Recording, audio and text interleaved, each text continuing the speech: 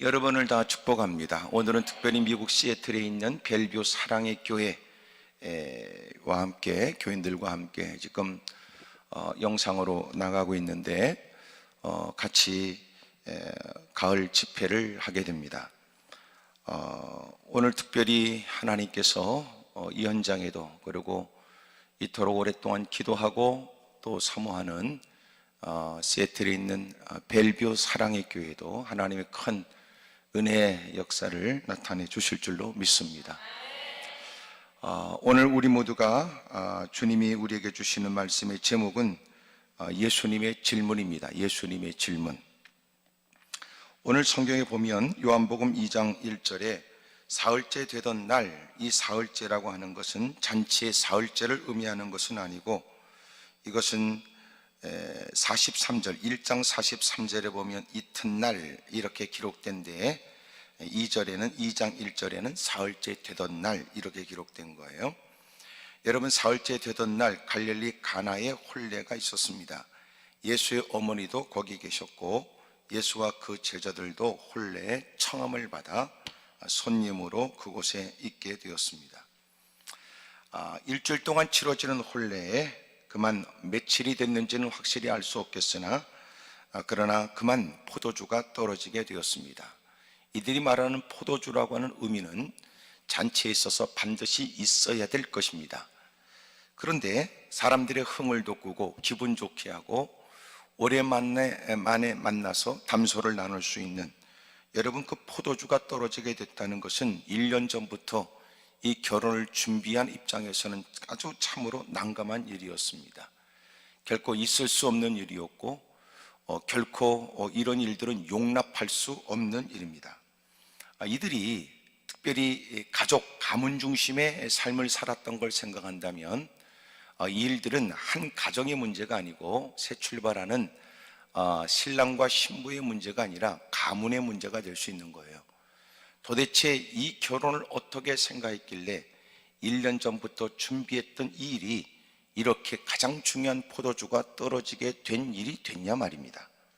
그런데 이런 포도주가 떨어지게 되자 생각지 못한 일, 예기치 못한 일을 만나게 되자 이 모든 일의 방법은 어떻게 해야 될지 예수님의 어머니 마리아가 예수님께 도움을 청하게 되었습니다.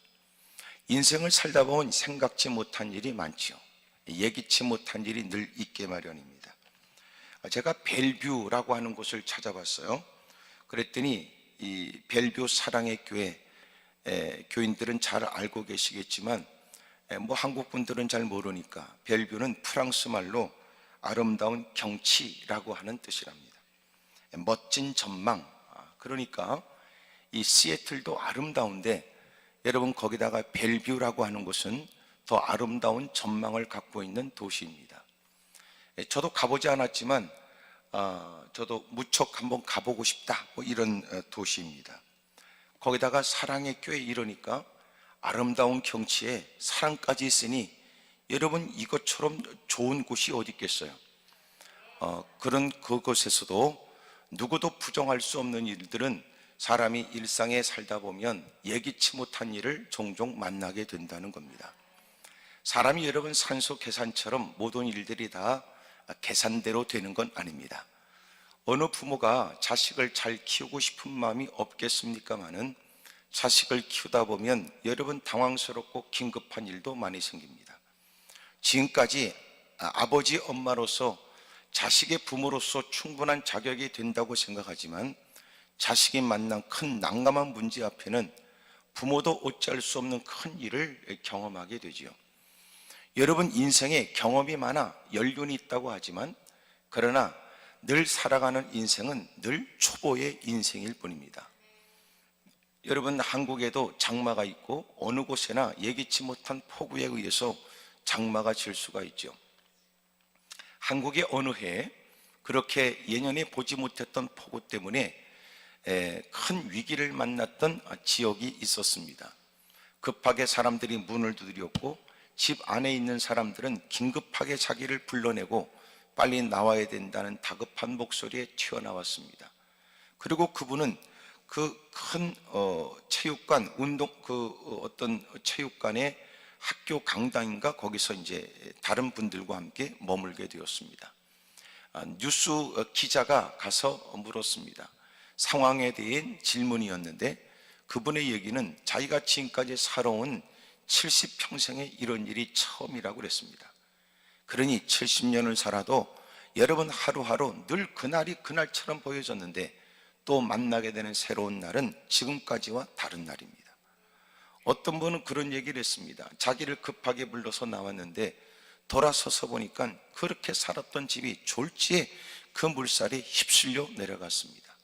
그분이 인터뷰하는 모습 보니까 입은 옷은 집에서 간편하게 입었던 여름의 반팔 티에 그리고 바지에는 추리닝 운동복 바지였습니다. 그 모습을 보면서 저는 그런 생각이 들더군요. 아, 집에 있어도 좋은 옷을 입고 있어야 되겠다, 이런 생각이 들었습니다. 여러분, 지금까지 열심히 돈을 벌어서 장롱 구석구석에 집어넣고 나름대로 여러분 좋은 옷들은 장롱에 다 집어넣어놨는데 글쎄 여러분 집에 간편하게 입고 있었던 복장 하나만 남았던 겁니다. 여러분, 인생은 누구도 모르겠더라고요. 인생에 연륜이 있다여 내일을 장담할 사람이 없으며, 여러분 지금까지 남다른 경험자요 전문가라고 불려지긴 하지만 그러나 모든 일에 다 알고 있다는 뜻은 아닙니다. 지금도 각 대학에서 어마어마한 연구 결과로서의 논문이 쏟아져 나오지요. 지금까지 학설이 무너지기도 합니다. 지금까지 그것이 옳다고 주장했던 모든 일들이 바뀌기도 합니다. 지금까지 불가능하다고 했던 일들이 누군가의 오랜 고생 끝에 논문 결과에 의하면, 연구 결과에 의하면 여러분 새로운 방식의 새로운 물질이, 새로운 일들이 시작되기도 합니다. 그러므로 누가 여러분 과거를 가지고 장담할 수 있겠어요? 건강하다고 해서 여러분 인생이 암에 안 걸리거나 질병에 안 걸리거나, 때로는 죽음이라는 건 질병 때문만 나타나는 것이 아니니 예기치 못한 사건과 사고에 의해서 목숨을 잃는 일들은 우리 주변에 빈번하게 일어나고 있습니다. 요새 코로나19 때문에 사람들의 마음이 불안 증세가 일어나고 또 불안한 마음이 우울한 마음도 갖다 주고, 급기야 사람들은 여러분 더 이상 참아내지 못해 인내심의 한계를 느껴 분노가 일어나게 됩니다. 그래서 요새는 강력범죄도 충동범죄도 많이 일어납니다. 저질리는 대상은 과연 아느냐, 안면이 없는 사람, 불특정 다수를 향하여 자기의 삐뚤어진 마음에 이를 끌어오르는 자기의 충동적 마음을 엉뚱한 데 화풀이하고 드러내는 경우가 빈번합니다. 여러분, 누구도 예측하지 못하는 인생을 살고 있습니다. 그럼에도 불구하고 우리에게는 희망이 있지요. 여러분, 우리의 미래는 하나님의 사랑입니다. 하나님이 우리를 사랑하니까 여러분 앞날도 누구도 보장하지 못하고 누구도 이런 일 저런 일이라고 장담할 수 없는 처지지만 우리는 여전히 희망을 갖게 됩니다. 하나님의 사랑이 우리의 미래입니다. 오랫동안 1년 동안 준비했던 잔치에 포도주가 떨어지게 됐다는 것이 얼마나 난감한 일입니까? 여러분, 포도주가 떨어졌다는 사실을 누가 알기만 해도 창피스러운 일이고 오랫동안 구설수에 오를 일이며 입방에 찍기 좋아하는 사람들에 의해 가십거리가 되고 오랫동안 이런 수치와 가문에 여러분 부끄러운 일이 될 것이 뻔하지요. 포도주를 어디 가서 갖고 온다 할지라도 포도주가 떨어졌게 됐다는 이 일은 참으로 그들에게는 힘겨운 일이었습니다. 이런 일들을 해결하기 위해 예수님 어머니 마리아가 예수님께 도움을 청했습니다. 우리가 어려움을 만난다고 해서 인생이 끝은 아니고 여러분 주의 이름을 부르면 약속에 근거하여 하나님께 도움을 청하게 되면 입술을 열어 한숨과 탄식이 아니라 주님을 찾게 되면 주님은 그들의 기도를 외면하지 않습니다. 도움 청하는 그 마리아의 도움에 예수님께서 사실 4절에는 반응을 주님이 때가 이르지 않아 주님이 거절하시는 듯한 모습이 있습니다. 예수님께서 이르시되 여자여 나와 무슨 상관이 있나이까, 이 말이 상당 경박스럽거나 그리고 잘못된 표현처럼 보여지는데 공동 번역이나 우리말 성경 곳곳에는 이것은 어머니라고 표현이 되어 있습니다. 이것이 낮춰 부르는 말이요, 하찮게 외면하거나 무시하는 말투가 아니었고 무리한 말이 아니었습니다. 오히려 존칭어였습니다. 어머니, 나와 이 일이 어떤 관계가 있습니까? 아직 때가 되지 않았다고 말씀하긴 했으나 예수님의 어머니 마리아가 그 집에 일하는 하인들, 종들을 다 불렀습니다. 그렇게 마음껏 자기가 부르고 이 일을 저희를 시킬 수 있었다는 걸 보면 예수님 어머니가 이 집과는 무척 가까운 관계에 있다는 것을 알게 되지요. 그 하인들에게 말하기를 예수님 앞에 세우고 너희들은 이제부터 예수님이 무슨 말씀을 하시든지 너희들은 그대로 하라고 했습니다. 여러분, 그대로 하라, 이 말이 여러분 말하는 사람은 쉬운데 듣는 사람은 쉬운 일이 아니지요.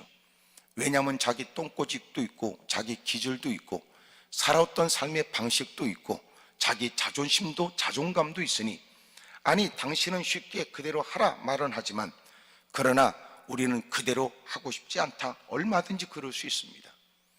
이렇게 아무 대답도 안 하고 있는 여러분도 보통 사람이 아니라는 걸 제가 알고, 벨뷰 사랑의 교회 교인들 역시 여러분 그 사람이다, 그 사람일 거라고 생각이 돼요. 오해하지 않길 바랍니다. 인간은 죄악 가운데 태어나 허물과 죄로 이미 죽어버린 인생이고, 인생은 아무리 많은 것을 배우고 터득하여 학박사를 갖고 있다 할지라도 여전히 인생들은 죄악 가운데에서 죄성을 가지고 살아가는 존재이기 때문에 환경을 통하여 뭔가 하고 싶은 일이 통제되는 듯 많은 학문과 배움을 통하여, 그리고 예절 교육을 통해서 사회성을 배우고 자기를 꺾거나 참는 것을 배우긴 하지만, 그러나 인간이 끊임없는 눈으로 보여지고 들려지는 많은 자극에 의해서 그 못된 삐뚤어진 죄성이 자극을 받고, 그래서 못된 일들을 획책하고 못된 일들을 기도하고 그릇된 일들을 시도하고 여러분 끔찍한 일을 저지르는 것이 인간이니, 오늘은 착한 것 같이 하나님 앞에 있고 오늘은 누구보다 믿음이 좋은 듯 우리는 말씀 앞에 있긴 하지만 그렇다고 우리가 죄 없다고 말할 수가 없으며, 오늘 이 모습으로 앞으로도 죄 없이 살 수 있다고 누구도 장담할 수가 없습니다. 그저 오늘도 은혜로 살 뿐이며, 또 우리는 하나님 전에 무릎 꿇고 입술을 열어 주님 저를 통제하여 끊임없이 보고 듣는 것, 그리고 후각을 통해서 다가오는 우리의 심경에 끊임없는 변화의 가능성의 일들을 내가 아는 바, 하나님이 저를 붙들어 결코 죄에 빠지거나 부끄러운 일을 행하지 않도록 강청해야 합니다. 그래서 제가 종종 얘기하는 것처럼 우리는 이렇게 예배의 자리에 있긴 하지만 착한 건 아니고 그저 착해져야 된다 생각하고 하나님의 전에 있고, 또 우리가 누구보다도 하나님 말씀 앞에 있으니까 누구보다도 믿음이 있다고 보여지긴 하지만 믿음이 있다 이렇게 단정 지을 수는 없고, 누구보다도 믿음에 관심이 있어서 믿음 생활을 열심히 해볼 마음은 있고, 믿음이 필요하다고 하는 필요성을 느껴 하나님께 무릎 꿇었을 뿐이지, 오늘 이 모습 자체가 누구보다 월등한 믿음을 소유한 자라고는 말할 수는 없죠. 이 말은 이렇게 우리가 오늘 집회에 참석했으니 믿음 좋은 사람이 되어져야 되고, 이렇게 남달리 은혜를 사모하는 마음만큼 이제는 선하고 착한 일에 앞장서야 된다는 겁니다.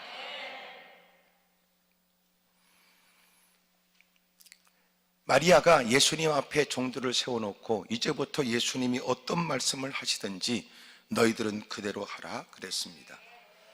그리고 그 자리를 벗어났으니 예수님 앞에 다 둘러서 있는 종들을 바라보신 예수님은 6절에 거기 유대인의 정결 예식을 따라 두세 통 드는 돌 항아리 6이 놓여 있는 걸 보시고 주님은 그 돌 항아리 6개에 물을 채우라고 하신 거예요. 여러분, 왜 너희들은 예수님이 어떤 말씀을 하시든지 그대로 하라 이런 말씀을 하셨는지 이해가 되시지요? 상황에 걸맞지 않는 주님의 분부일 수 있고, 너희가 지금까지 살아오는 숱한 경험, 또 주소들은 정보, 나름대로의 내 주변의 사람들이 내게 하는 권면에 비하면 여러분 도대체 주님이 하시는 말씀이 현실과는 전혀 맞지 않을 수 있기 때문에 하나님 말씀을 들을 때는 하나님은 전능하시다고 하는 전제와 주님의 말씀은 무조건 옳다는 생각과 주님이 하시는 그 결정을 내가 결단하는 것이 내게도 보게 된다는 확신과 믿음이 있어야 합니다. 문제는 우리가 하나님께 기도도 잘하지요. 하나님 어떻게 했으면 좋겠냐고 여쭤보긴 하지만 그러나 주님이 오히려 우리에게 이렇게 말씀할 수 있어요. 너는 내가 무슨 말을 하든지 너는 그렇게 할 수 있겠냐? 이렇게 질문할 수 있다는 생각은 해보셨습니까? 주여 어떻게 할까요? 그래, 네가 정말 힘들고 어려워 넋두리처럼 하는 거냐? 하나님 어떻게 할까요? 말투를 들어보니까 마치 그 모든 문제가 주님이 나를 힘들게 한 제일 원인자가 되어져 나를 어렵게 하신 장본인이 되어 그러므로 나를 곤혹스럽게 하셨으니 내가 하나님께 한 거는 못하고 불편한 마음으로 하나님 어떻게 하면 좋겠습니까? 너 그런 말투냐? 주님 어떻게 하면 좋을까요? 하나님의 위세에 꺾여 고개를 떨구고 더 이상 나름대로의 무수한 방법과 애씀이 허사가 된다는 걸 자기도 부정할 수 없는 처지가 돼요. 굴욕적으로 어떻게 하면 좋겠습니까? 라고 묻는 것이냐?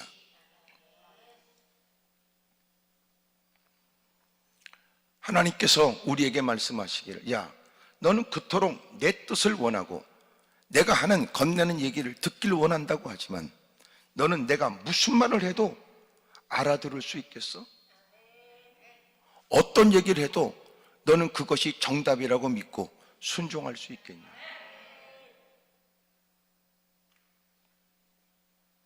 주님이 하시는 말씀은 사람들이 출입할 때 그들의 손을 씻는 물을 떠는 물 항아리, 이것은 그들의 정결 예식에 의한 것이므로 밖에 나갔다 들어오면 먼지 많은 세상에 씻어야 되고 또 하나 씻는다는 것은 세상에 무더운 죄도 씻는다는 의미가 있습니다.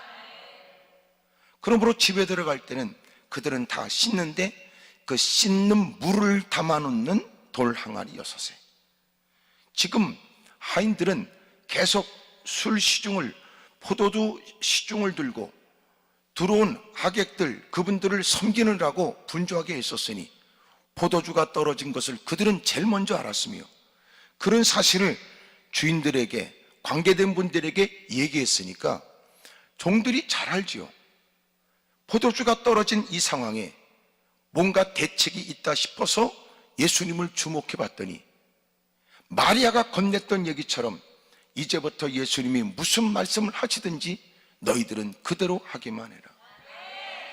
아나 다를까 예수님이 이 문제를 해결하는 가장 중요한 방법으로서 가르쳐 주신 것은 사람이 집안에 들어갈 때 출입할 때 쓰는 돌 항아리 6개 그 물을 이미도 출입한 사람이 적지 않게 써 소비되어져 비어있는 것이 많으니 그것에다 물을 가득 채우라는 겁니다. 현실에 맞지 않죠. 형편에 맞지 않죠. 우리는 하나님 말씀을 들으면 끝인 줄 알아요. 그렇잖아요. 제가 요새 강조했던 말씀은 여러분은 압니다. 그게 뭐냐 하면 하나님 말씀이 우리에게 흘러가게 하라고 그랬어요. 흘러가게. 말씀이 흘러간다는 말이 무슨 말입니까?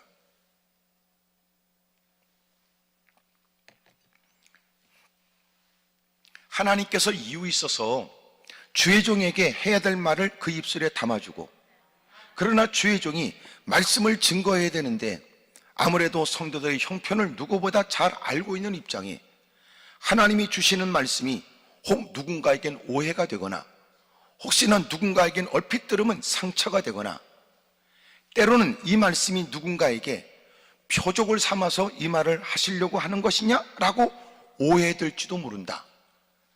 별 생각을 다 할 수 있지요. 저야 여러분들을 잘 모르니까 마음 편하게 말씀을 전할 수 있고 벨뷰 사랑의 교회도 제가 여러분 교회 사정을 낱낱이 전혀 들은 것이 없으니 그저 우리 하 목사님과 제가 친분이 있고 또 목사님이 전화하여 고맙게 감사하는 마음으로 오늘 이 일이 진행되고 있으니까 전혀 저는 모르지요. 벨뷰 하도 궁금해가지고 제가 인터넷에서 여러분 검색창에 벨뷰, 시애틀 벨뷰 이렇게 쳤어요. 그랬더니 여러분 시애틀의 벨뷰라는 도시가 어떤 도시인가 이렇게 나왔더라고요. 한편 제가 여러분들을 잘 모르는 것이 말씀을 전하는 제 입장에서는 마음이 편합니다. 거기다 더더군다나 이렇게 가까이 다가온 여러분들이 다 복면처럼 전부 다 마스크를 썼기 때문에 여러분이 누군지를 잘 모른다는 것도 말씀을 전하는 자 입장에서는 마음이 좀 편합니다. 부담이 덜 되고.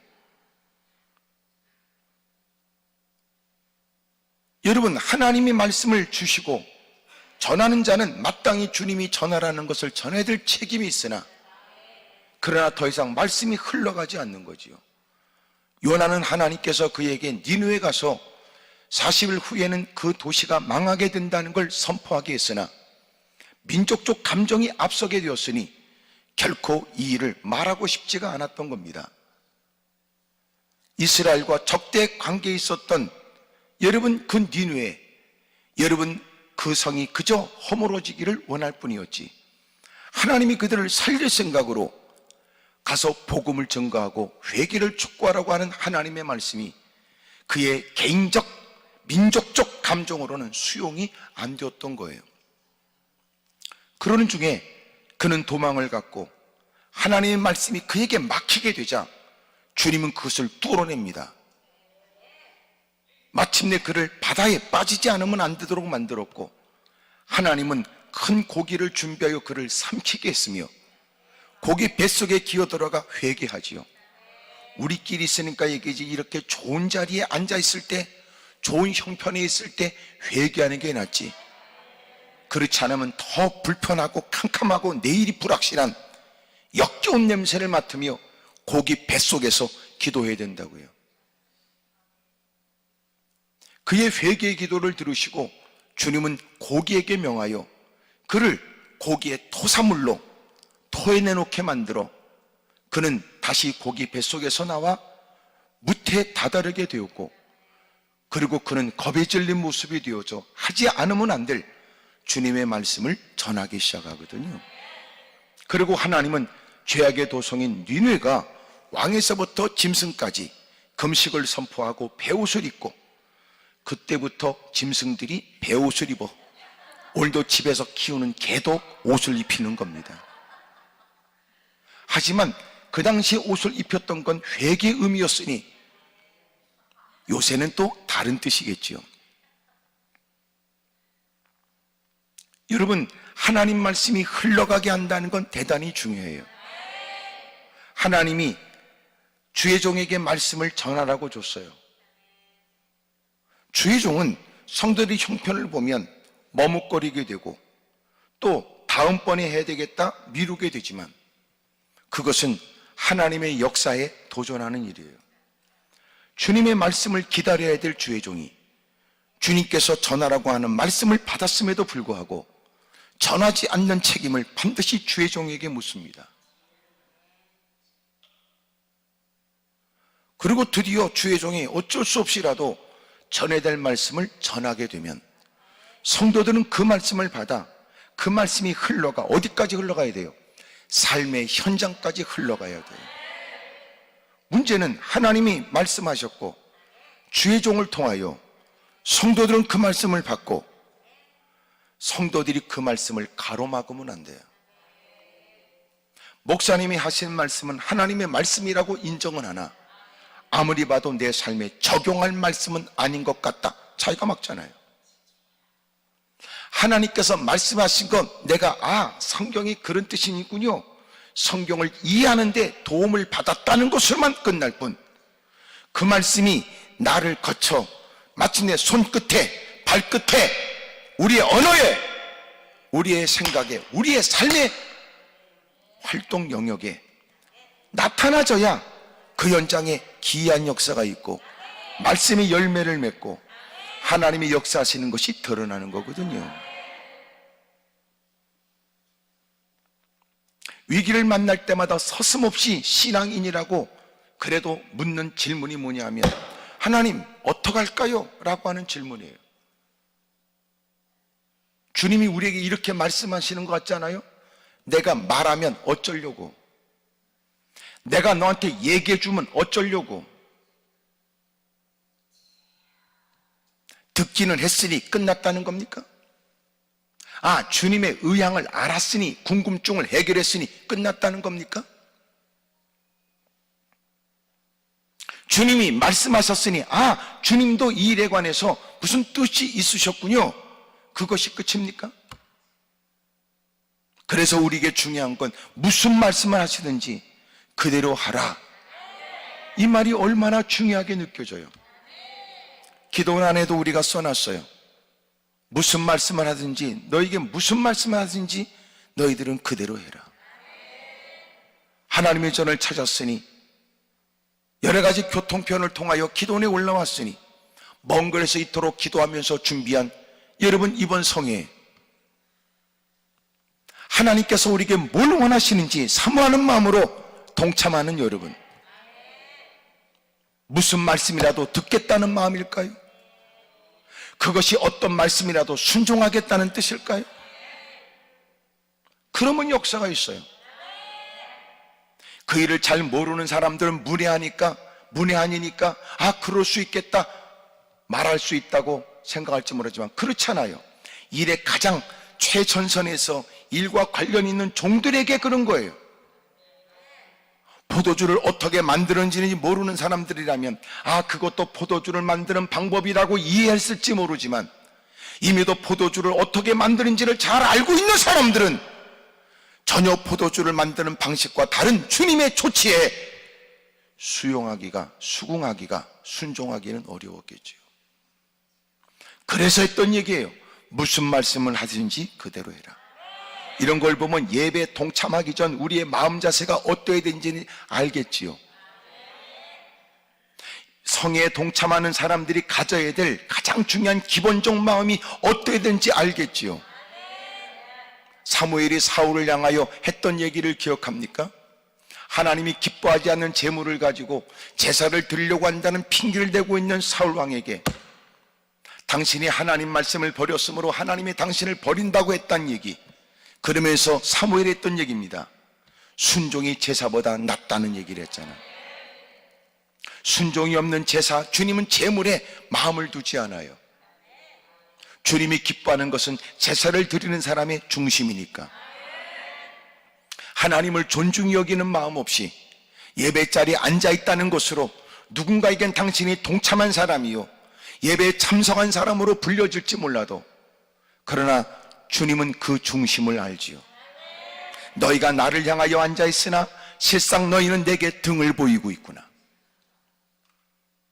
너희들은 내 이름을 애절하게 찾고 있지만 단지 너희들이 원하는 것은 나를 통하여 너희가 부유로워지거나 너희가 나를 통하여 누구보다도 월등히 높은 위치의 자리에, 그렇게 더 좋은 여건의 환경만을 너희들은 기대하고 있구나. 너희들은 내게 실상 안중에는 없고 네 마음은 그저 무사람들이 돈짓을 하거나 무사람들이 더 편하게 사는 것만 부러워하여 그것이 내심 불편하여 한 맺힌 듯 너는 내 이름을 찾고 있는 건 아니냐. 예배드릴 때 가장 중요한 건 뭐예요? 무슨 말씀을 하시든지 그대로 하겠다는 마음으로 하나님의 전을 찾아야 된다.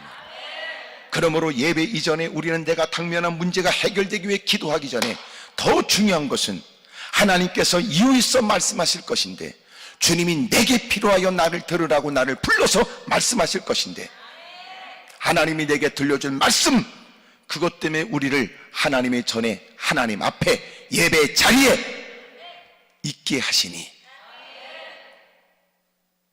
내가 지금까지 어떤 성향, 내 삶의 방식을 다 던져버리고 그 말씀대로 제가 수용하겠습니다. 이를 위해 기도해야 된다. 근데 여러분, 우리가 예배 드리면서 하나님의 말씀을 듣기는 원하지만 하나님 말씀을 고지곳대로 들으려고 하는 마음이 형성이 안 돼 있어요. 왜 그래요? 예배 자리에 다가오기 전에 우리의 가정생활에 하루의 일과에 있어서 복잡하고 어려운 일들, 그것이 지금 당신의 마음에도 영향을 주고 있기 때문에 그래요.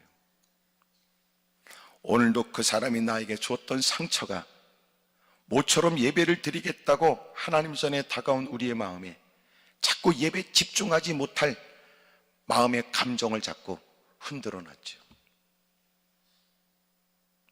하나님 말씀이 고지곳대로 안 들리는 거예요. 지난날의 여러분의 나쁜 추억과 나쁜 기억들, 그래서 어떤 사람은 하나님의 아버지라고 하는 말이 못마땅하게 느끼는 사람도 있어요. 이유가 뭘까요? 어릴 때부터 아버지에게 학대를 받고 아버지의 권위주의적인 그런 아주 숨을 쉬기가 어려울 만큼 그 고통과 어려움 억압 속에서 성장했기 때문에 그래요. 그래서 하나님 아버지가 좋다는 개념이 안 느껴지죠. 그러니 하나님 말씀을 접하면서 그 하나님 말씀을 듣고 수용하고 순종하는 일에 영향을 주는 게 뭐예요? 이미 우리가 살았던 삶의 방식의 경험들, 생각들, 감정들, 고난, 시련, 역경의 많은 것들이, 그 부산물들이 하나님 말씀을 고지곳도로 못 듣게 만드는 거예요. 거기다 상처까지 있다면 의문이 생기죠. 사람의 신뢰가 이미 깨어진 모습으로 그래도 하나님을 섬기겠다고 다가와 말씀을 증거하는 것이, 목사가 사람이 말씀을 증거한다, 하나님 말씀을 대언한다, 이 얘기도 이미도 사람과의 관계가 다 무너져 있는 사람들은 그렇게 증거되는 말씀조차도 전적으로 수용이 안 되는 거예요. 대단히 무서운 증상입니다. 그래서 우리는 하나님 앞에 무릎 꿇을 때마다 상처를 통하여 주님을 알게 되었고 고난 때문에 하나님밖에 없다는 걸 알게 되었으며, 더 이상 사력을 다해도 방법이 없는 처절한 환경 때문에 나는 하나님밖에 없다는 걸 드디어 비로소 고백하게 되었으나, 이미도 그 많은 역경 속에서 상처가 하나님의 전에서조차 사람과의 인간관계를 어렵게 만들고, 하나님 말씀이 주의 종을 통하여 선포되어지는 이 자체도 전적으로 수용이 잘 안 되는 거예요.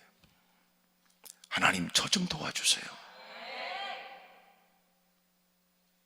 저 살고 싶습니다. 그래서 오늘날 우리가 예배를 드리며 예배 횟수가 늘어나면서 예배의 자세가 고쳐져요. 참석한다는 개념을 뛰어넘어서 그 다음에는 참석한다, 두 번째는 어울린다는 개념을 뛰어넘어서 이제는 나의 예배가 돼야 된다. 나의 예배. 이게 무슨 말이냐면 아브람과 이삭과 야곱의 하나님이 나의 하나님이 되는 거예요. 나의 하나님. 하나님이 들려준 말씀이 먼발치 누군가의 얘기가 아니라 하나님이 내게 들려주시는 말씀으로 느껴지기 시작합니다. 무슨 말씀을 하시든지 그대로 하라.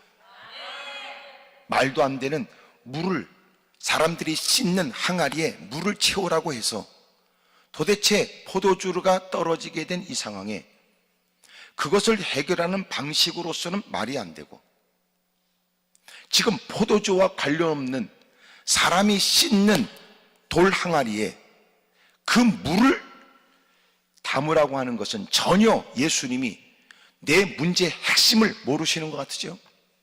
그럴 리가요. 그럴 리가요. 우리가 입술을 열 때만 주님이 우리의 말을 듣고 우리를 상황을 파악하시는 게 아닙니다. 하나님은 이미도 삶의 현장에 계셨지요.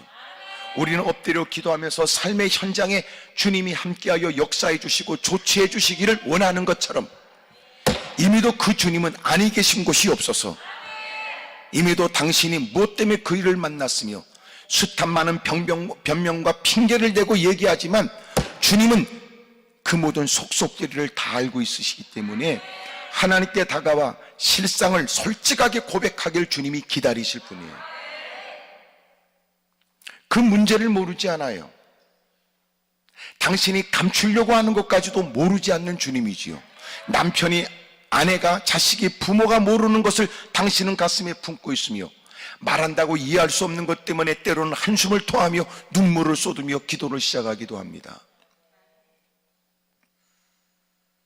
주님은 다 알고 계세요. 근데 주님의 조치가 우리가 무지하고 어리석어 이해하지 못한다고 해서 하나님이 무지한 분이며 하나님이 어리석은 분이시겠어요? 그러니까 우리의 신앙의 성장이 그런 거예요. 우리의 신앙의 성장이 있어서 그만큼 주님을 뵙고 모시고 살아왔던 시간이 있는 게 사실이라면 내가 당장은 이해 못해도 주님의 말씀은 이유 있을 거라고 전제해야 되는 거 아니에요? 자격 없는 중에도 하나님의 자녀가 된 게 사실이라면, 일방적 주님의 은혜로 구원을 받아 하나님의 자녀가 된 게 사실이라면, 내가 하나님을 사랑하기 전 하나님이 나를 먼저 사랑하여 하나님의 자녀가 된 게 사실이라면, 오늘도 주님이 우리에게 조치하시고 분부하시는 말씀이 내가 어두워진 총명에, 여러분 아직도 삐뚤어진 마음에, 아직도 죄성이 가득한 모습에 당장은 현실에 맞지 않는 그 말씀이라도 나는 모르지만 주님의 조치는 분명하고 주님의 조치는 확실하고 주님의 말씀은 정답이라고 여겨야 되는 거 아닙니까? 그런 다음에 그 말씀을 이해하려고 노력해야 되는데,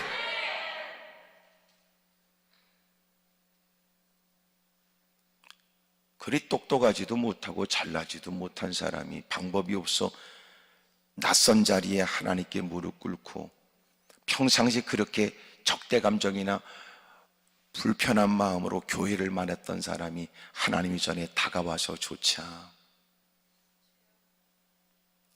부끄러운 모습을 보인다는 게 얼마나 참 참담한 일이에요. 주님, 저는 주님의 도움이 필요해서 다가왔습니다. 적어도 주님은 사랑과 다르고 주님은 그 모든 일을 이루실 줄로 믿어서요. 돌항아리 6개에 물을 갖다 부라고 하는데, 여러분 포도주를 만들 때는요 물이 들어가면 안 돼요.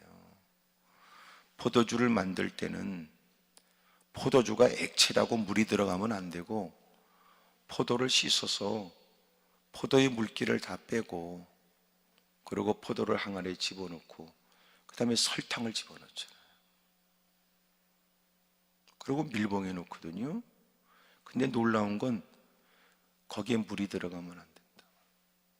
물이 들어가면 포도주의 맛이 이상해져요.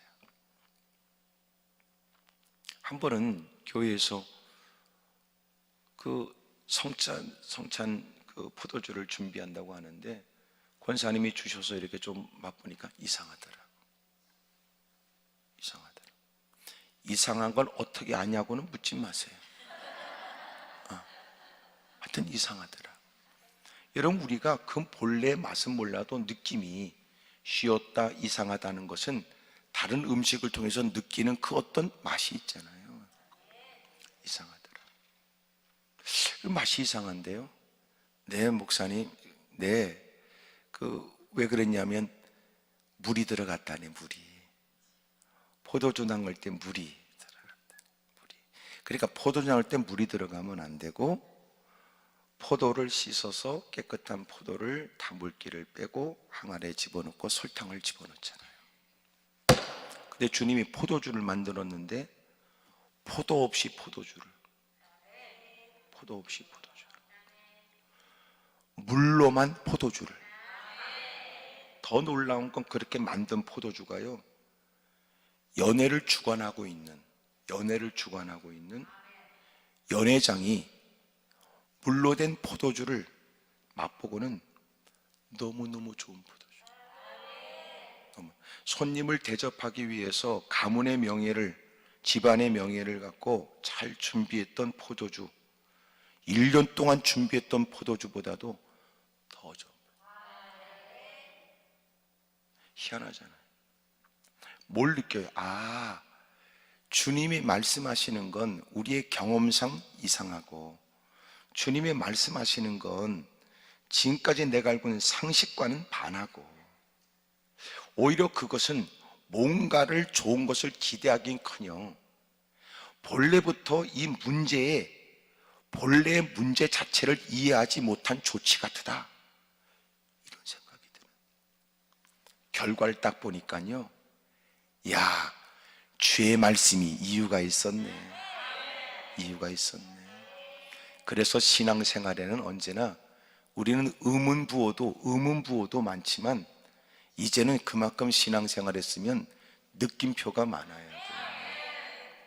근데 아직도 우리가 신앙생활하면서 이 신앙의 초자들은 물음표가 많아.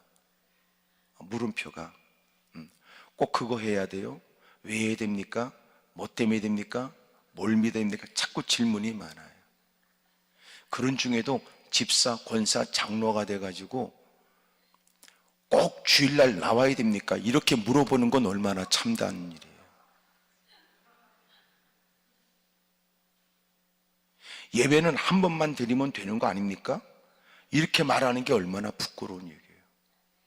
그러니까 이제는 신앙이 성장했다라고 하는 걸 어떻게 느끼냐면, 이제는 그 얘기는 감탄사가 많아져요. 느낌표가.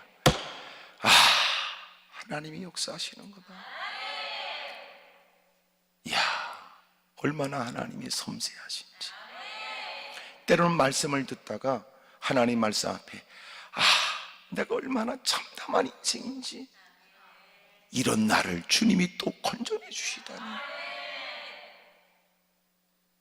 그래서 그 사람이 신앙을 알려면은요, 요새 그 사람이 물음표가 많은지 감탄사가 많은지 물어봐야 돼요.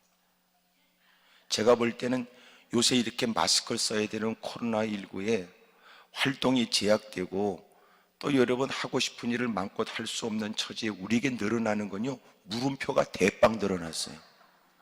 주님 왜 그러십니까? 언제까지입니까? 거기다 더 엉터리들은 어렵고 힘든 처지에, 아, 주님은 계시는 걸까? 과연 이렇게까지 예배는 드려야 되나? 그런 마음들.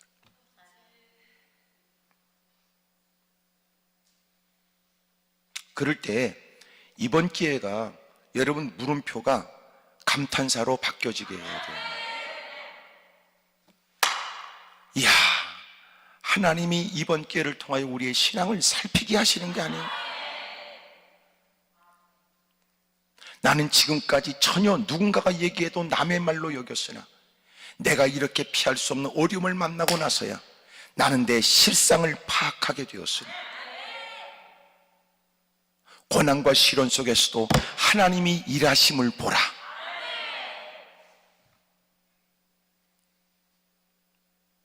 여러분, 감탄사가 늘어나야 됩니다. 근데 대부분 제가 이렇게 다 물어보면요, 하여튼 그쪽은 어떤 물음표가 많은지 요새 감탄사가 많은지 하여튼 좀 이렇게 물어보기 못하니까요, 전부 다 어쨌든 옆에 이렇게 보이게 되면 턱으로 이렇게 내밀고 그쪽은 어떠냐고 해보세요. 시작. 네. 근데 대부분 이렇게 물어보면요, 가만히 있더라고. 보니까 그 사람은 물음표도 아니고 감탄사도 아니고 쉼표야, 쉼표. 요새 쉬고 있어. 쉬고 있어. 다 때려치고 쉬고 있는 거예요. 그래도 오늘 여러분들이 이렇게 말씀 앞에 있는 걸 보면 그래도 감사하죠. 마침표는 아니니까. 마침표는 어떤 사람은 나자빠져 있을 거예요, 지금. 예? 어찌 보면 쉼표인 여러분, 한 박자 쉬고 4박자 인생을, 예? 여러분 기쁘고 즐겁고 때로는 눈물도 있고 애통도 하고, 그러면서 그의 인생 속에는 끊임없이 처음에 힘들고 어려울 때는 반문하는 듯한 물음표로 시작했던 신앙이 시간이 지날수록 그는 이제는 감탄사가 이어진다. 간증은 이어지고 감사의 내용들이 풍성해지고 힘들고 어려운 곤경에 빠진 사람들에게 힘과 용기를 북돋는 거룩한 사례의 경험자요 주인공이 돼서 용기와 힘을 북돋는 사람 되기를 바랍니다. 여러분, 물이 포도주로 바꿔지게 된 이 사건은 예수님이 보이신 첫 번째 사건이다 그래요. 이 첫 번째가 뭘 의미할 것 같아요? 이 첫 번째는 그 다음 두 번째, 세 번째가 있으니까 첫 번째예요. 일이 시작이 돼서 주님은 지금도 숱한 역사를 우리에게 베풀어 주신다. 이 일이 시작이다. 이렇게 깨달으시잖아요. 주님은 이렇게 일을 시작하셨다. 그리고 주님은 어제나 오늘이나 영원토록 동일하신 주님은 지금도 일하신다. 아버지가 일하시니 나도 일한다. 오늘 여러분들에게도 육과 영의 변화가 있길 바랍니다. 가정에도 일상에도 변화가 있길 바라요. 여러분, 남들이 아는 그 문제도 풀려지고 남들에게 털어놓을 수 없는 속 문제도, 속앓이하고 있는 근심과 염려도 해결되길 바랍니다. 여러분 생활에 유쾌한 일이 많아지길 원해요.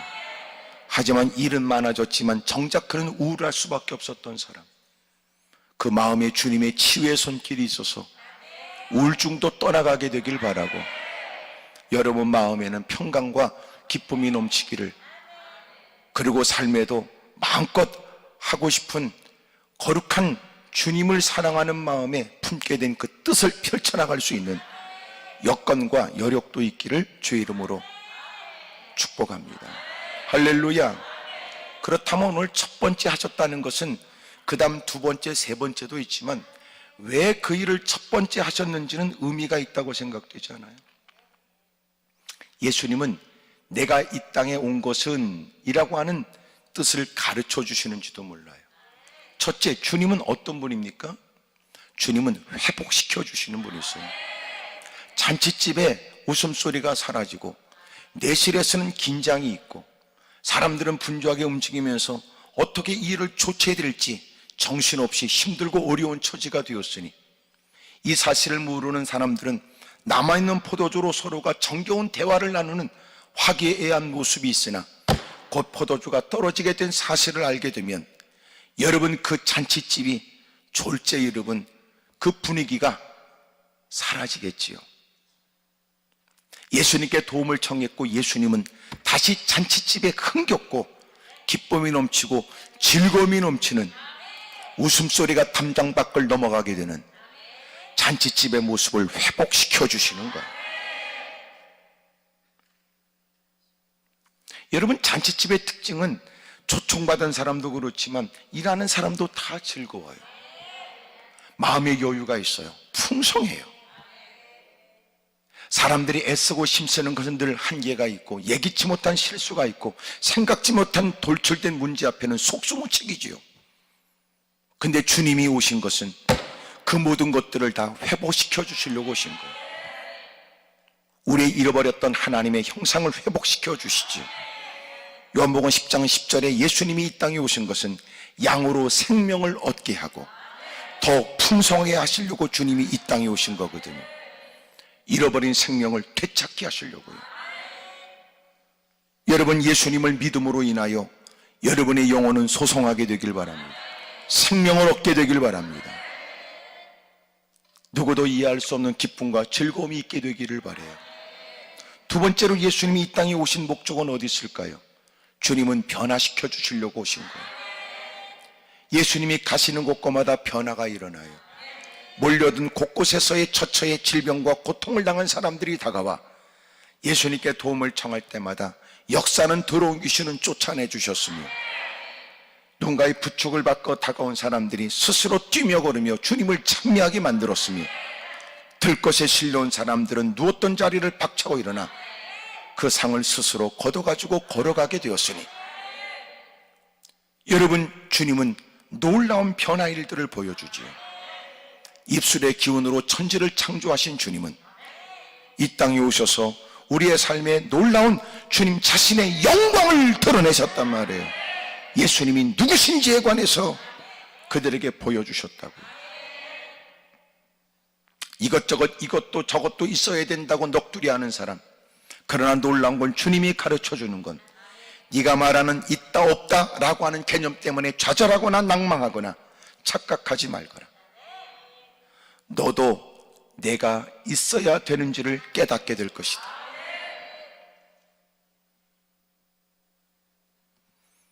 마침내 주님은 물이 포도주가 되도록 만들었어요. 상상하지 못하는 일이지요. 어떻게 이런 변화를 과학으로 다 증명할 수 있을까요?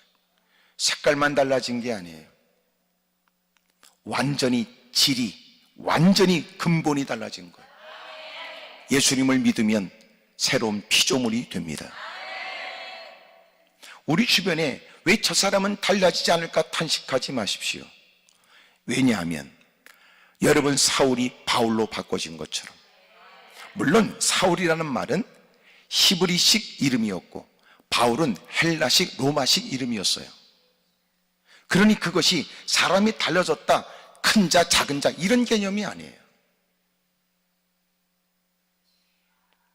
여러분, 그렇게 예수 믿는 사람들, 다메섹으로 가 유대인들 가운데 예수님을 그리스도라고 하는 사람들, 그들을 전부 다 예루살렘을 끌고 가 매를 치고 옥에 가둘 생각이었는데, 부활하신 주님이 그를 만나 주셨고 그는 거꾸로 졌으며 다메섹에 들어가 3일 동안 먹지도 마시지도 잠도 자지 못한 채 지금까지 자기가 중요하다 싶어 열정을 보였던 그 모든 것들은 무엇이었는지 3일 동안 그는 큰 혼란 속에 있다가 서서히 시간이 지나면서 그 혼란이 정리가 됐을 것 같아요. 그리고 드디어 그는 거꾸로집니다. 그리고 예수님이 그리스도라고 외치기 시작했으니, 바울은 예수님이 그리스도라고 외치는 이 말이 어떤 의미인지를 알고 있었어요. 왜냐하면 예수님을 그리스도라고 말하는 스데반을 돌로 쳐 죽이는 일에 앞장섰었기 때문입니다. 그러므로 자기가 예수님을 그리스도라고 말하는 것은 자기도 그렇게 죽는다는 걸 의미해요. 그런데 그는 달라졌습니다. 주님은 그렇게 변화시켜 주시는 분이세요. 오늘 누군가를 위해 기도하는 걸 중단하지 마시지요. 누군가의 변화를 기대하며 그들이 변화될 때까지 지치지 마십시오. 주님은 능력이 없는 것이 아니라, 여러분, 주님은 좋은 때를 준비해 놓으신 거예요. 우리도 적지 않은 사람들이 눈물을 흘려 오늘 이 자리에 있고, 우리도 적지 않은 시간 또 누군가의 속을 뒤집는 가운데 누군가가 오열하며 금식하며 기도하는 배우의 모습이 있어 오늘 우리가 이렇게 무릎 꿇고 착한 척하고 앉아있고, 본래부터 예수님을 대빵 잘 믿는 것처럼 이렇게 목소리를 높이지만 사실은 우리도 아무것도 아니었지요. 못된 삶을 살았단 말이에요. 주님이 변화시켜 준 거지. 남편을 위한 기도를 중단하지 마십시오. 세상의 마음을 빼앗긴 자녀를 위해 여전히 눈물을 쏟으십시오. 나라와 민족을 위해 부르짖는 기도도 이어지게 되기를 주의 이름으로 축복합니다. 여러분, 힘들고 어려운 여러분의 삶의 변화도 주님이 허락해 주십니다. 가로막고 있는 장애물은 주님이 제거하시고, 여러분 대적들도 주님은 제거해 주시되, 악한 자라도 협력자가 되게 하셔서 하나님의 거룩한 일에 동역하도록 주님이 역사해 주시기도 한답니다. 주님은 그런 분이세요. 여러분, 놀라운 건 제자들도 달라졌거든요. 11절에 보면 예수님께서 이 첫 표적을 갈릴리 가나에서 행하여 그의 영광을 나타내심에 제자들이 그를 믿으니라 그래요. 그들의 믿음에도 변화가 일어났어요. 그들의 신앙이 더 견고해지는 걸 의미합니다. 예수님은 이 땅에 왜 오셨을까요? 회복시켜 주려고 오셨어요. 변화시켜 주시려고 오셨어요. 부족함이 없게 하시려고요. 여러분, 참 부족함이 없다는 말이 참 매력 있지요. 이건 두 가지 의미예요. 부족함이 없다는 것은 그가 필요로 한 것들이 충족된다는 의미와, 또 하나가 뭐냐면 필요한 것들이 없어도 괜찮다고 말할 만큼의 만족이에요. 주님은 부족한 것이 없도록 환경을 변화시켜 주세요. 또 하나, 마음 가운데 부러운 게 없게 만드시는 거예요. 전혀 부럽지 않아요. 누가 좋은 차에, 여러분, 그리고 좋은 옷에, 비싼 명품 가방에, 여러분 그냥 그 액세서리가 벌써 저건 어느 제품이라 딱 한눈에 느껴질 만큼, 그냥 시계추만큼 여러분 막 흔들흔들거리도록, 전철에 여러분 문고리 손잡이처럼 말이야. 나는 여러분의 패션 감각에 관해서 뭐라고 말할 마음은 없어요. 하지만 대부분 다 갖고 있는 누군가에게 보여지는 자신을 가꾸려고 하는 것이 사람의 욕구일 수 있지요. 때로는 그것이 그만큼 물질을 가졌으니 그만큼 할 수 있다는 건 이해가 되지만, 그리스도인이라면 모든 매사일에 그렇게 살면 안 돼요. 하나님에 대한 의식이 있고 공간에 대한 의식이 있어 예배를 드리기에 합당한 모습을 갖춰야 되며, 또한 주변의 사람들이 덕이 되도록 힘써야 되니, 그것이 그리스도인들의 모습이란 말이에요. 예수님이 이 땅에 오신 것은 여러분 변화시키시고 회복시키시고 부족함이 없게 하고 우리의 믿음을 더욱더 강화시켜 믿음을 소유하면 믿음이 성장하게 하시려고 오신 거예요. 제자들에게 주님이 늘 반복하게 하셨던 말씀이 뭐냐면, 믿음이 적은 자들아, 늘 그러셨거든. 자, 그렇다면 오늘 말씀의 중요한 핵심이에요. 예수님께서 오늘 이렇게 놀라운 은혜를, 갈릴리 가나 혼인잔치의 은혜를 베풀었는데 어떻게 이런 역사가 일어났을까요? 어떻게 주님이 이런 역사를 베풀어 주셨을까요? 보니까 예수님이 처음에 손님으로 왔잖아요. 청함을 받아 제자들과 함께 손님으로 왔어요. 그런데 이제는 마리아가, 이제는 너희들을 전부 다 모여, 이제는 지금까지 너희들이 해왔던 방식을 다 던져버리고 예수님이 이제는 너희들의 주인이고 이 집의 주인이야. 예수님이 뭐라고 말씀하시든지 너희들은 주님의 명을 받드는 하인 종처럼 무슨 말씀을 하시든지 너희들은 그대로 해. 주인과 종의 개념이 뭐냐면요, 주인은 결정하고 종은 그대로 행하는 거예요. 예수님이 이제는 손님으로 오셨다가 예수님이 뭐로 바뀌어요? 주인으로 바뀐 거예요. 주인으로.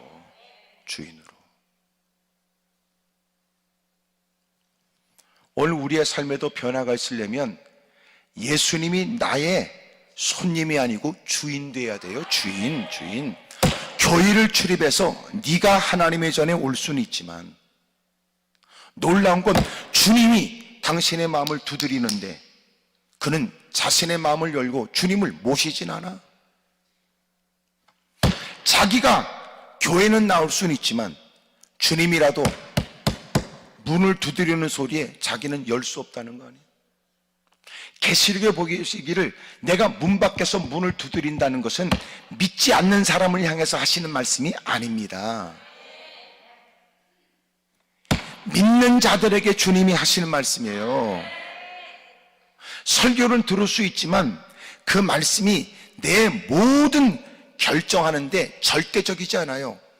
말씀하셨으니 들을 수는 있지만 꼭 그렇게 하라고 말하지 마세요.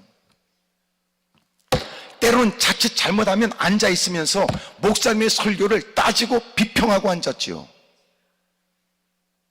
요새는 또 무슨 얘기하면 쭈그리고 앉아가지고 핸드폰으로 전부 다 검색창에서 또 두들겨서 확인하려고 그러더라고요.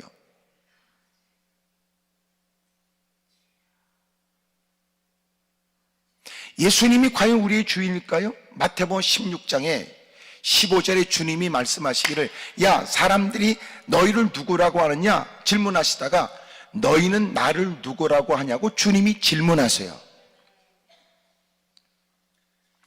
야, 사람들은 나를 누구라고 하느냐? 예레미야, 엘리야, 선자 중에 한 분이요. 그래? 다른 사람이야.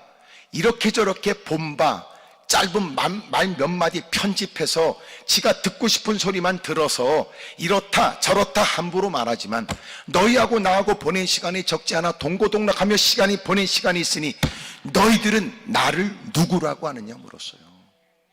신앙생활 몇 년 하셨다면서요? 몇십 년 하셨다면서요? 십수년 했다면서요? 그래서 주님이 우리에게 물으세요. 예배에 동참했으니 누구와 다른 것 같은 당신에게, 교회를 사랑하는 마음이 남달리 특심한 것 같은 당신에게, 하나님을 모르지 않는 것 같은 당신에게 주님이 물으시는 거예요. 다른 사람들이 함부로 기독교를 함부로 말하고, 사람들은 예배관에서 함부로 말하고, 나름대로 정치적인 계산, 경제적 계산, 개인적인 건강, 사회적 분위기 등등의 많은 것을 빌어서 예배를 말하고 기독교를 말할지 모르지만, 너는 어떻게 생각하냐?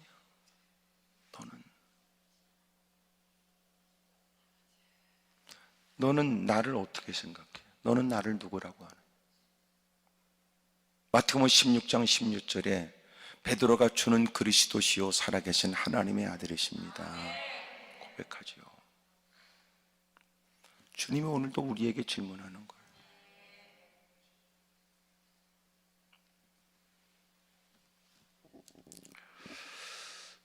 오늘 여러분, 이 질문에 우리도 답해야 돼요. 주님이 각자에게 물으세요. 아목의 목사, 아목의 장로, 아목의 권사, 아목의 집사, 아주입사, 너는 나를 누구라고 생각해? 그저 어릴 때부터 교육하면서 배우기를 4대 성인 중에 하나야? 사람이 성장하면서 힘들고 어려우니까 이것저것 하나 다 마음이 의지할 만한 종교 하나는 있어야 되겠다 싶은 중에 기독교를 믿는 게, 예수님 믿고 교회를 다니는 게 제일 편해? 교회 다니는 게 제일 편하지 뭐 지가 하는 게 뭐 있어요. 천주교는 다 뒤집어 쓰기라도 하고 뭐라도 따라 읽기라도 하는데 지가 하는 게 뭐 있냐고, 우리끼리니까 얘기지.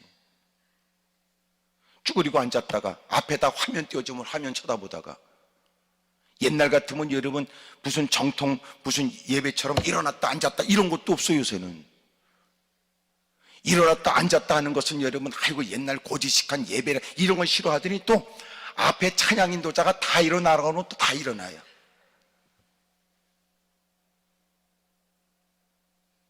우리는 왜 자꾸 뭘 자꾸 고치려고 할까? 왜 고치려고 할까? 예배가 지루한 거야? 예배 흥미가 없어? 이제는 예배 속에 임재하신 주님의 은혜에 대한 갈망이 없어?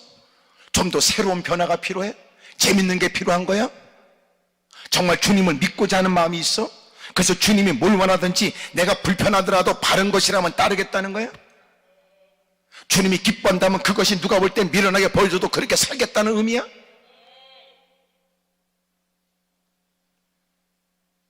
하나님 말씀을 들을 수 있고, 요새처럼 여러분 마음만 먹으면 이것저것 유튜브로 이것저것 많은 목사님들의 설교를 들을 수 있을 때, 결국은 우리는 예배가 아니고 어느 순간 여러분 시청자가 되고,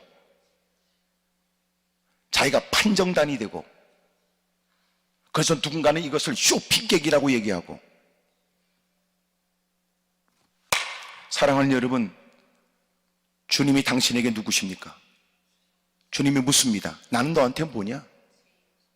너는 네가 필요할 때 소리 지르면 여기 있다 이렇게 대답하고, 내가 너를 부를 때는 너는 묵묵부답해. 너는 네 맘대로 살아도 되고, 네가 다급할 때 소리를 지르면 주님은 당장 나타나야 되고.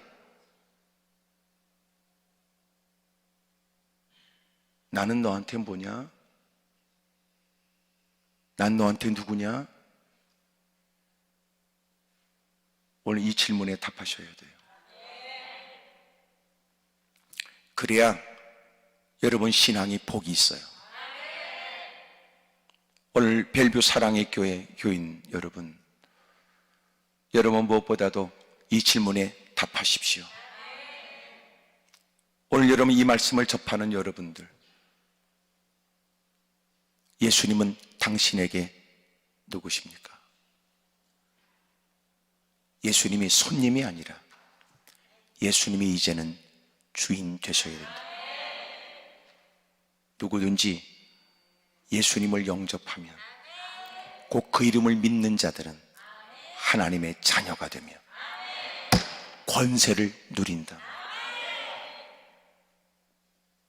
기도하겠습니다. 하나님 아버지, 어리석기 짝이 없습니다.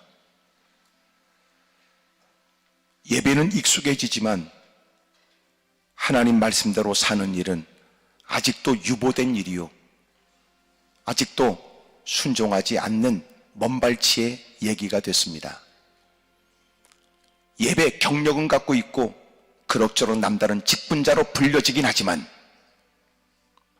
교회 공동체라고 하지만 커뮤니티 안에 그저 들어와 있는 것으로 만족하거나 인간적으로 안정감을 갖고 있거나 소속되어져 뭔가 착각 속에 있는 것을 전혀 문제의식을 갖지 못하고 살고 있는지도 모릅니다. 주님, 저희들을 용서해 주십시오. 훗날 주님 앞에 섰을 때는 나를 지지하는 사람들이 내 곁에 없고 우리는 벌거벗은 자처럼 숨길 것 없이 주님 앞에 홀로 서야 될 때, 주님이 우리의 질문은 무엇일까? 너는 나를 누구라고 하느냐? 오 주여, 우리를 용서해 주십시오. 오늘 그날이 아니라 오늘 이날 우리에게 주시는 이 질문 앞에 회개합니다. 예수님은 저희 주인이십니다. 저희 모든 것들에 관해서 주님이 결정하실 수 있습니다. 분부하실 수 있습니다. 지시하실 수 있습니다. 오 주님, 엉터리입니다. 여전히 우리는 결정하고 원하는 말을 소리 높여 기도라고 하는 이름으로 주님이 내 말대로 해줬으면 좋겠다고 목소리를 높였던 우리가 얼마나 부끄러운지 용서해 주시옵소서. 불쌍히 여겨 주옵소서. 내일도 계속 이어지는 성령의 기름 부어 주옵시고, 주여 주신 말씀이 우리 모두에게 복이 되게 해 주옵소서. 예수님의 이름으로 기도드리옵나이다. 아멘. 두 손을 높이 들겠습니다. 우리 주님을 세 번 부르고 통성 간절히 기도합니다. 주여, 주여, 주여.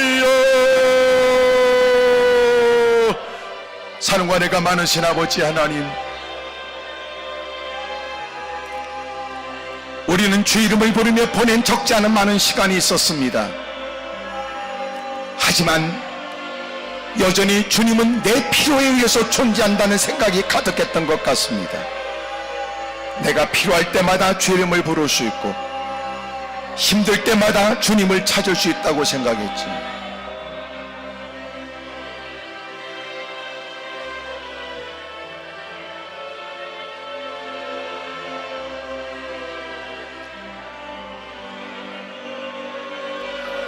하나님 말씀대로 살겠다는 것이 아니라 여전히 자신의 욕구와 자기의 삐뚤어진 야망만 있었던 사람들, 내가 필요하여 말씀은 들을 수는 있으나 결정은 자기가 할 수 있다고 생각했던 사람, 하나님 말씀은 들을 수는 있지만 그러나 나는 내가 하고 싶은 것만 할 수 있다고 생각했던 사람들,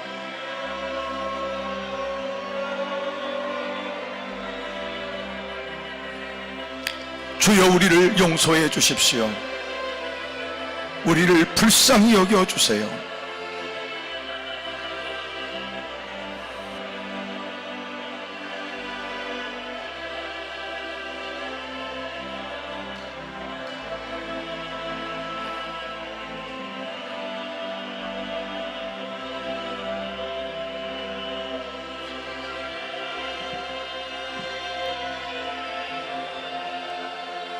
염치 없이 살아왔습니다. 부끄러운 줄도 모르고 살았습니다.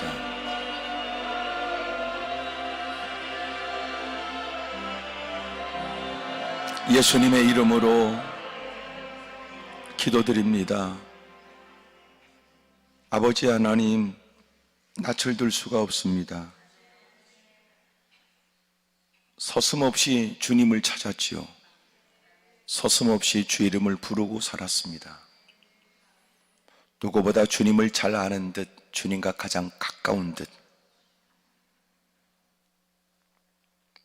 누구보다도 주님을 존중하는 듯, 주의 말씀을 기다린다고 하는 것은 어떤 말씀이라도 순종할 것이라고 사람들은 생각했습니다. 하지만 아닙니다. 예수님에 대하여 몇 마디 듣기는 했지만 예수님을 실제적 경험으로 아는 건 아니었습니다. 그러니까 서슴없이 그릇된 일을 행하고 양심의 가책도 못 느끼는 듯한 모습들을 보이고 뻔뻔하게 일을 띄웠고 부끄러운 일들은 끊임없이 반복되되 예배전에 다가와도 전혀 죄송스러워하는 마음이 없고, 아버지 하나님, 다시 우리의 신앙을 점검합니다. 다시 처음부터 살핍니다. 그리고 제일 먼저 주님의 질문을 받습니다. 너는 나를 누구라고 생각하느냐? 주여 용서해 주십시오. 우리의 그릇된 생활들, 바르지 못한 판단, 그리고 또 마음에 품고 있는 바르지 못한 계획들 다 이제는 던져버리고 주님의 지도를 받겠습니다. 주님의 지시에 응하겠습니다. 주님의 지적을 감사히 여기겠습니다. 주의 말씀을 쫓아 내딛는 발걸음에 홍해도 갈라지고 주의 말씀을 따라 행하는 그 일에 잠시 세상에선 미련하게 보여질지 모르나 놀라운 일들이 일어나게 해 주옵소서. 주의 영광을 드높이는 복된 삶 되게 해 주옵소서. 예수님의 이름으로 축복하며 기도드리옵나이다. 찬양하라 내 영혼아, 찬양하라 내 영혼아, 내 속에 있는 것들아 다 찬양하라. 감사하라, 감사하라 내 영혼아, 감사하라 내 영혼아, 내 속에 있는 것들아 다 감사하라. 담대하라, 담대하라 내 영혼아, 담대하라 내 영혼아, 내 속에 있는 것들아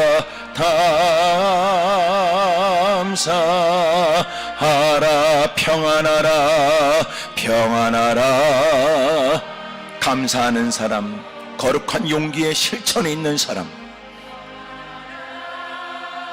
시도하기 전에 엄습했던 두려움은 떠나가고 주님은 그와 함께하여 그의 마음의 평강과 기쁨을 그에게 주시지요. 다 평안하라.